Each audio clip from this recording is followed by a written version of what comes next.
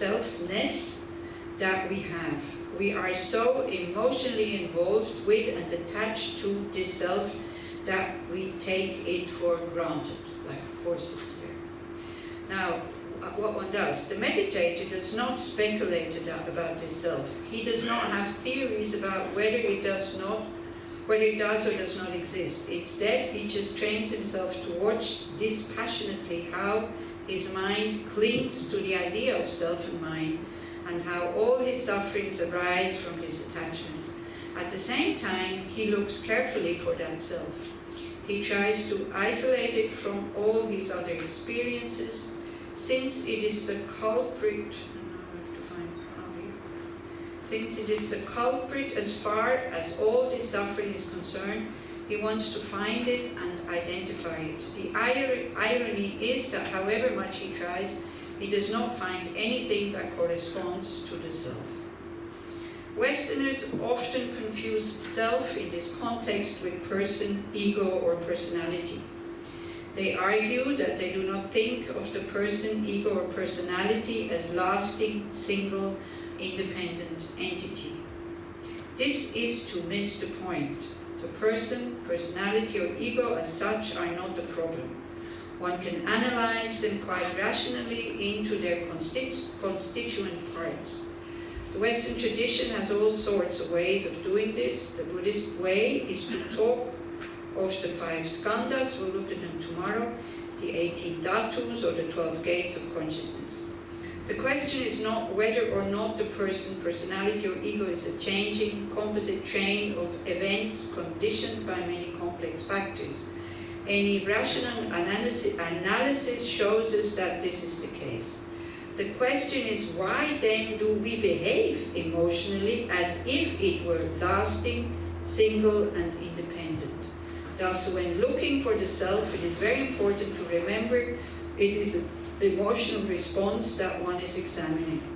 When one responds to events as if one had a self, for example, when one feels very hurt or offended, one should ask oneself, who or what exactly is feeling hurt or offended?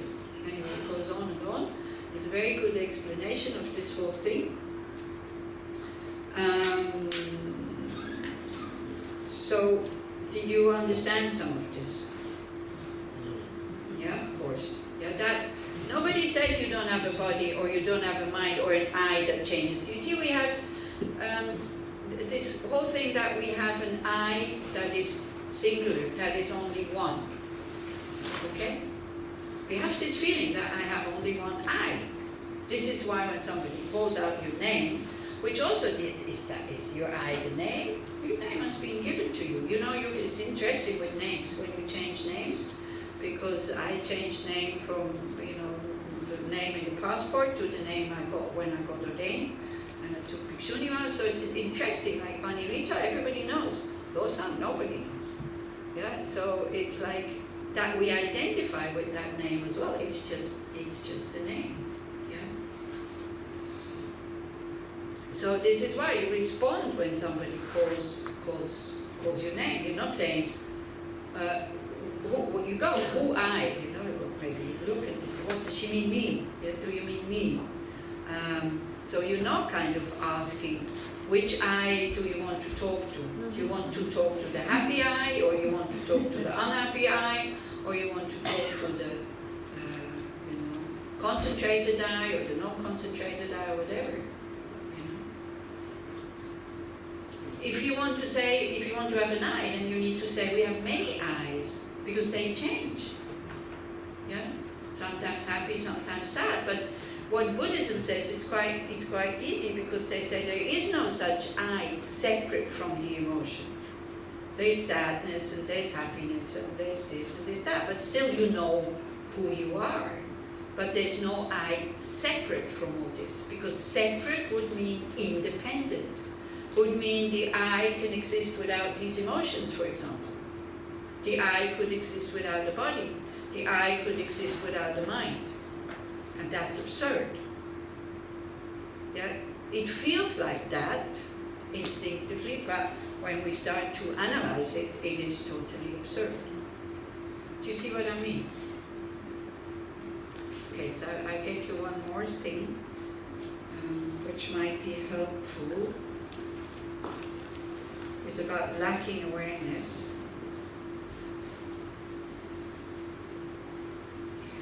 So when we talk about ignorance, ignorance also means to hold the I for real. Like this also the other is taken. Like this also the other is taken as real. This is how disturbing emotions develop. So don't forget, why are we going on and on and on about this I? Because this seemingly self-existent, inherently existing I is the root of our counterproductive emotions. Now, counterproductive emotions, like we have a very nice list of anger and jealousy and pride and desire, attachment, and the 20 of them. But be careful, I mean, a counterproductive emotion becomes only counterproductive when the emotion is so strong that you distort reality and you forget about the other person that is there. Yeah? And you the emotion pushes you to hurt the other person. Then it becomes counterproductive. Or it is counterproductive when it's destroying your own space and your own happiness. Then it becomes counterproductive because we want to be happy. We don't want to suffer. So when you're full of desire for something else that is not on the table, but there's many things on the table, but to eat, but your desire is going somewhere else, you cannot be happy with what you have. Yeah?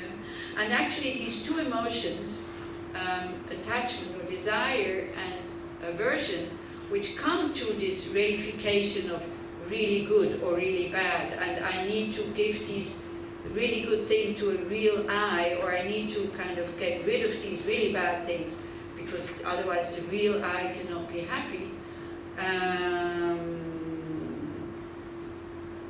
this is creating then these negative emotions. This is why we call them negative or counterproductive or non-virtuous or whatever, because it destroys our happiness when they're present.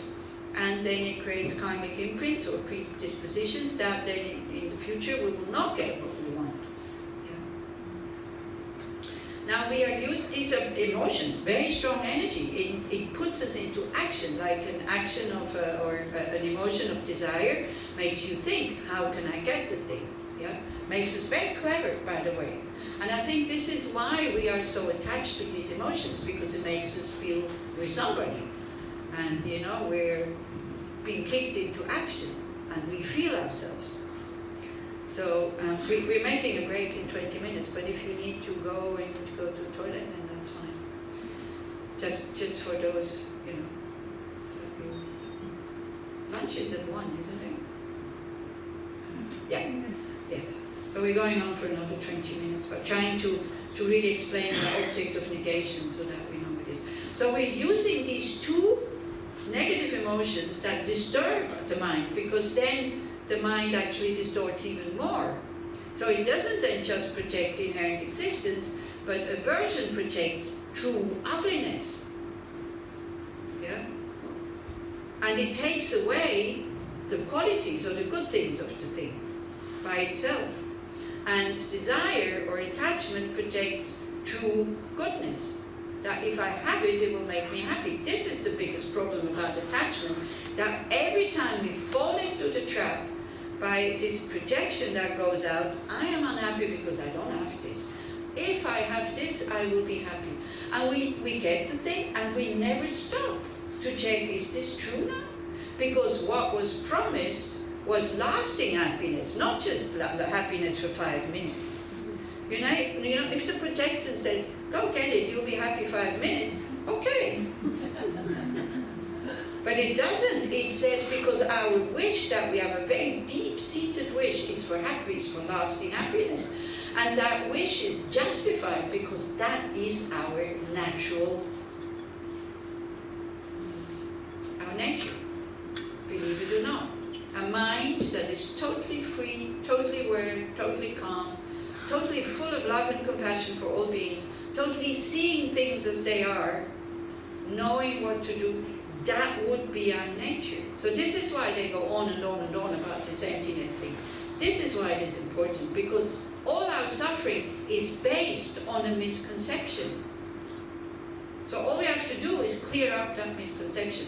But in general, if we don't examine these things, we use attachment which disturbs the mind, which covers the space and the openness and the happiness of the mind. We use it to protect ourselves.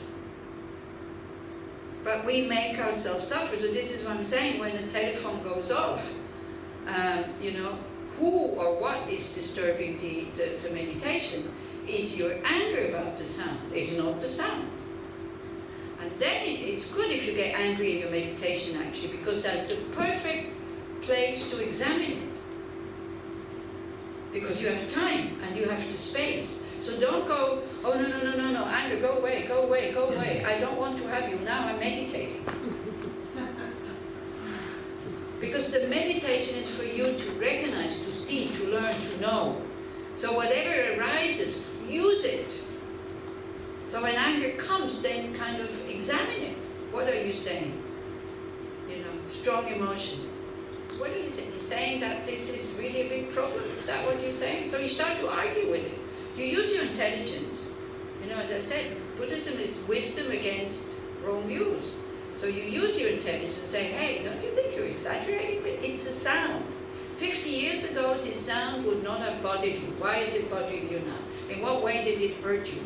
And so we go like that. Yeah? But we also go to see how anger hurts me. How I was sitting there very happily with no sound happening.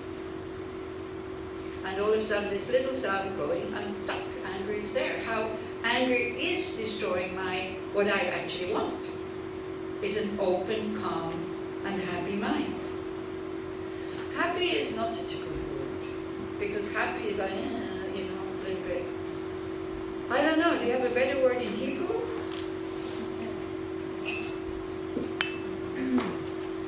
Well-being. I like freedom. A mind that is free. A mind that is free to choose. How do I want to react? This for me is happiness. Anger is arising and I can say, look, not interested, bye. But looking at it first, not just, suppressing it with an ice cream or something like that. But really to have used these antidotes, because I haven't realized emptiness, to have used these antidotes in such a way that they come automatically. The same way as now, anger and attachment comes automatic, isn't it? We see something good, tuck, we want it. You see something not good, oh, we want to get rid of it. We don't need to use all the arguments. The arguments are already there. The only thing is that they're not helpful. Also desire totally destroys your peace of mind, totally destroys your freedom of mind, totally destroys your happiness. Yeah. That the happiness is not in the object, this we all know, isn't it? But then, what I read before, it is really strange that we all know it, yet we all act, me included, as if the happiness is there. We all act as if we have an eye. And it was Khandra Rinpoche who said at one point, she said, you're Westerners, you're very clever. You understand the arguments like the 4-point analysis and all this, you understand it very quickly. But somehow I think you're not giving up hope.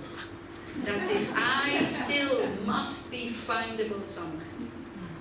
And this maybe is also when we do the meditation and when we do the study, is also one mistake that we're making. Because, when somebody comes and says, this one doesn't exist, we immediately go to, but then what exists? That's not what we have to determine, what exists. We have to see that this does not exist. We have to see the absence of it. Yeah? Because when the arguments come, is it there, is it there, is it there, is it there? We look in order to find something. We want to find something. So if you do this meditation on emptiness the right way, you look to not find something. You look for absence of it. You're not looking for what can I replace it with. What is it then? What is the self? What is the I? Yeah, so that's also one thing, maybe good to know. So, Me here with my disturbing emotions, different and separate from the other. This splitting into subject and object that we experience prevents liberation, meaning liberation from being reborn again and again and again, or if you don't, if that's too far because you don't believe in rebirth, which is fine, but liberation from negative emotions, from disturbing emotions, from afflictive emotions. What are they called? Well, how do you call them in psychology? Do you have names for, you have categories for kind of helpful emotions and not helpful emotions, or not at all? Is it all the same, or everything is just emotion? Question of helpful or not helpful, just getting to know them, and seeing them more natural. But there are more adaptive emotions. Where did this come from? I said that there are more adaptive emotions and less adaptive. Maybe this is the term. Yeah, I think in healthy or pathological or growth-oriented. Well, if you ask the average Israeli, is anger a healthy emotion? I think most of them would say yes. Isn't it? I would say yes. Yeah. Or because this is what you remember. I was in the school in at one point, and the teenager girls, I said, "But anger is so natural. What are you talking about? This is in part of me. There's nothing I can do. This is how it feels." But as you say, definitely we have to. The task in therapy, but also as a spiritual practitioner, you have to know these emotions. You have to examine them. You have to see what they do to you. Maybe short term, anger is a very good thing because people do what you want them to do because they're afraid of you. But do you want them to be afraid of you? What is more important for you? The destroying of a good relationship and trust, or getting what you want? So we need to ask ourselves, what do I use my emotions for? And we do need emotions in order to survive. I mean, it's like we still have this reptile brain kind of thing where Nia explained it very nicely also. That he said, in ancient times, the humans, because they were so really ancient, because they were so weak against nature. And now we protect. Now we make beautiful things, we think, to protect ourselves against nature. But it's just illusion. I mean, actually, we destroy nature with all these things to protect ourselves. But anyway, then they had to train the mind to see the problems and to see the dangers. So they could react very, very quickly. And they used these hormones to, adrenaline and all this, to run away or to be stronger and all this. So we still have these kind of reactions, but we actually don't need them anymore. Yeah. And so what we have is it's the cortex. Now I'm just repeating, okay? I haven't really studied it. If I make a mistake, please say so. Yeah. But then we have the cortex where you can start to figure things out, where it's not just impulse. And he's saying what he's teaching the teenagers is that if you continue just to look at the problems and at the difficult things, because it is a training, you will end up as a very bitter old person. Because only the negative and the ugly things appeal to you. So again, we have a choice. So if you feel that you have a tendency to see the ugly and the negative things, then train yourself to also see the good things that you have. If you think you have absolutely no good things in your life, ask your friends. Because they see the good things you have in your life. You might not be able to see them. It's also, but ask them, because when you ask them, then you're happy when they tell you. If they tell you without you asking them, then you feel hurt. When they say, but look, you have this and this and this and this. You're not going, oh yeah, I forgot. Oh, thank you very much. We feel hurt. How can they not understand my suffering by telling me I have this and this and this when I complain about something? Yeah. So like this. So we use these negative, what is called negative emotions or kind of not helpful emotions is, they can help you at the moment, but they create tendencies and habits that we repeat and repeat and repeat and repeat, and then we destroy our peace of mind. So it's all about an open, peaceful mind, kind of. mind that sees things as they are. So the clinging to the separate I creates tension. All conflicts start from there. Because of lacking awareness, there is no wisdom that this I is in reality a dynamic process. So gosh, we thought we're so important and we saw somebody and now all he is saying is that we're just a dynamic process. Are we a dynamic process? Of course. We change moment by moment by moment. Body, mind, new things coming in, old things going out. You know. But now we fix. And then we're not living in accord with what is there. So no wonder that we are having problems. In this I feeling, there is no findable permanent I. It is only a movement of mind without any substance. Out of ignorance, we pamper and protect this I that does not even exist. So when we hear that, then we go like, okay, I don't protect myself anymore. Is that what it says? Is that what you hear? Okay, everybody can do whatever they want for you, because I don't exist. Is that what you're hearing out of the teachings on emptiness? I hope not. It's okay to protect yourself, but not the I. Because the I comes up with many, many unreasonable things. So then when you say, I'm doing this to protect I'm doing this to protect the body, so I turn on, off, whatever, the air condition, then it's different from I'm hot, I'm cold. If you're eating an ice cream and you say, I'm doing this to protect my mind from being angry, okay, why not? Then very quickly comes that. You're saying ice cream is for mind protection? Probably not. Then we look, what would protect the mind? And then we come, all of a sudden, to get to know a very strong immune system, which is love, compassion, wisdom, equanimity. That's very good protection for the mind. There's somebody who told me not so long ago, an open heart is the best protection. It is so true. It is so true. Mind, heart, same, yeah? Not to be afraid of anything. I mean, again, not to be afraid of anything. I love free fall. I'm not going to the cliffs and jumping down. I am afraid, not of the fall, but I'm afraid of crashing on the ground. Or also the other day I had, again, I love chips. So we were in a restaurant and they also on the menu was crispy cauliflower. I didn't know it was fried as well, but whenever you read crispy here, it's also fried. So I had fried cauliflower and fried chips. And of course I love it, so I eat it. So the next day I woke up with a headache, of course, I know it.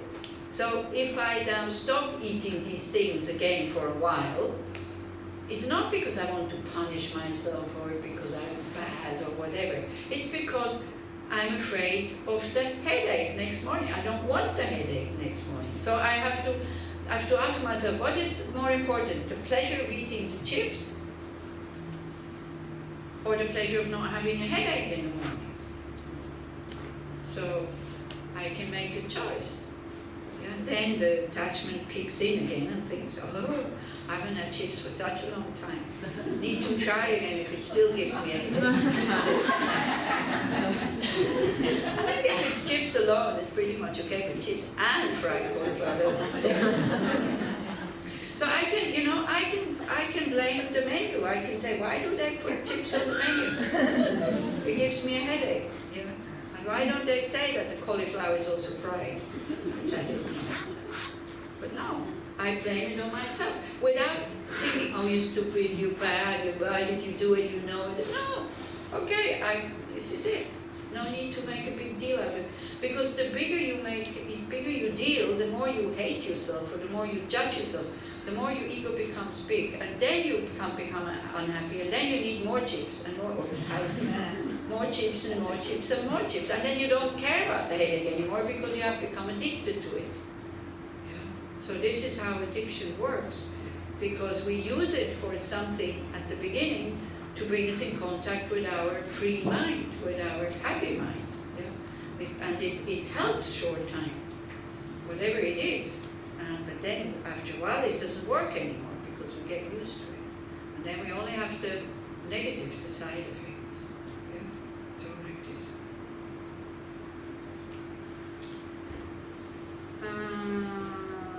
Okay.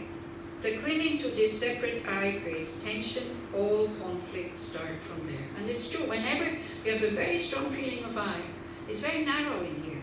So that's also a thing that we have to start to see. But please, again, don't judge yourself. Don't think you're stupid. Don't think you're bad. There's no point. It's really no good, because then it gets worse.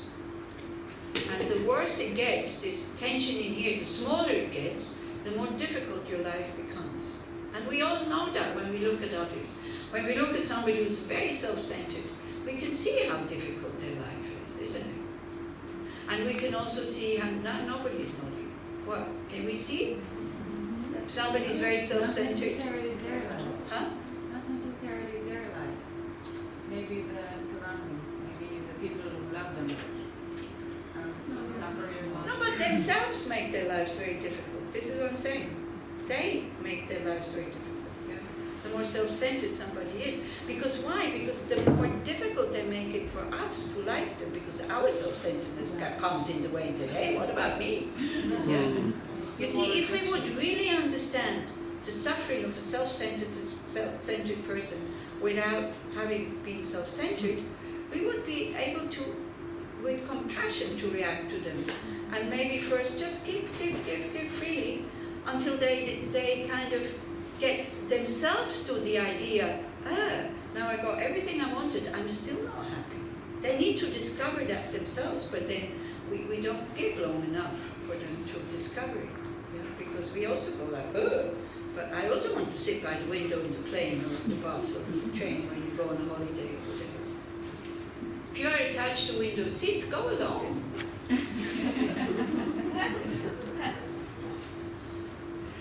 If you decide from the moment that are you getting on the bus or the train or wherever, no matter, you're in Switzerland, beautiful mountains, and let somebody else sit on the window, even if you're alone, then you're not nervous getting on the bus or the train. Yeah? These little things that we start with, actually. Yeah? We can't start with giving away our body and our house and all this. We start giving away something I wanted, which is small, a window seat, because it's so nice to look out. And then you check, and you check. Okay, now I gave this window seat to somebody else. How do I feel about this? You might feel jealous of the person who's sitting by the window. So then next time get your window seat and then look again. How much happiness is when the trip is finished, how much happiness remains. And then you try again. So you go in steps. Don't force yourself to give things away that you don't want to give. This is not working. You need to do this as an experiment. Do you understand what I mean? Yeah? Maybe it's looking at me a bit.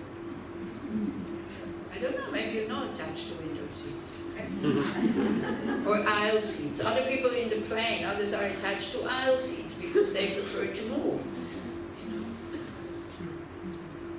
Don't know. Do you have somebody who is flying the same often, like flying the same area often? Do we have somebody? Yeah? Okay. Do you still sit at the window and look out? It's always the same thing. But it takes a while to find out that it's always the same thing. Yeah? Because also when I can only talk from my own experience. When I look out, because the trip from Switzerland is really beautiful. I love mountains, so it goes, Switzerland, the Alps, and then Austria, then Yugoslavia, and then comes to Greece with all the islands and all this. It's really beautiful, but it's always the same. So then the only interest that was there, I tried to recognize where we are. So then it becomes a bit more interesting also. But it's not always the same. No? Never the same. But if I see somebody that wants to see it for the first time, I think he has more enjoyment. Yeah, exactly. Experiencing that than me. Yeah, well, you're right. Nothing is ever the same because I change, the mountains change, the this side, the lakes dry out, the rivers get smaller, sometimes it's winter, here it's always the same time of the year. But it's always during Tel Aviv, so it's always the same. But anyway, so now I can sit